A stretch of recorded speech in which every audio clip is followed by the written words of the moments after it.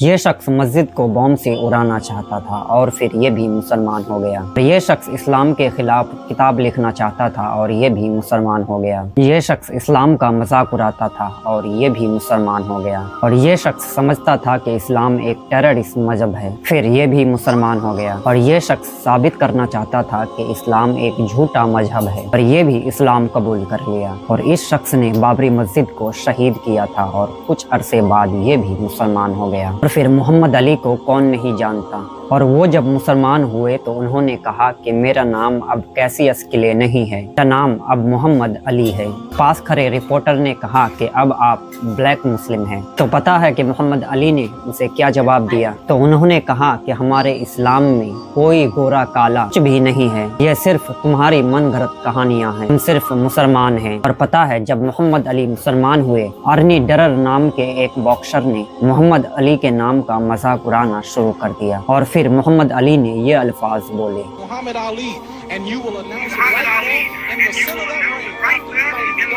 پھر ہوا بھی کچھ یوں ہی۔ محمد علی پورے میچ میں اس باکسر کو پیٹتا رہا، ہر بار پوچھتا رہا واٹس مائی نیم، میرا نام کیا ہے۔ اس میچ کے بعد محمد علی سے انٹرویو میں پوچھا گیا، کیا آپ باڈی گارڈ رکھتے ہیں؟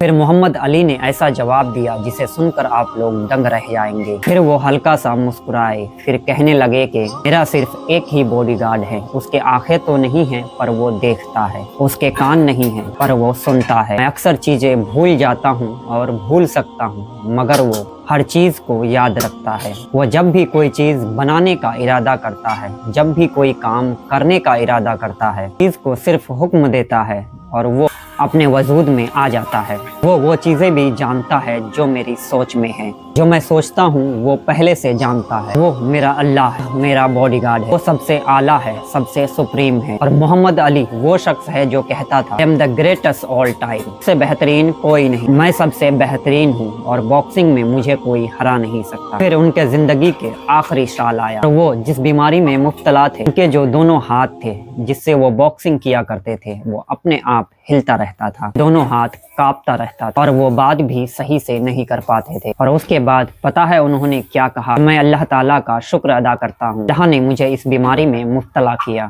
مجھے یہ احساس دلایا I am not the greatest all time، Allah is the greatest all time۔ اور وہ کہتے تھے کہ خدا نہ خواستہ اگر میں اسی تکبر میں، اسی جاہو جلال میں چلا جاتا تو شاید میں ڈائریکٹ جہنم میں لینڈ کرتا۔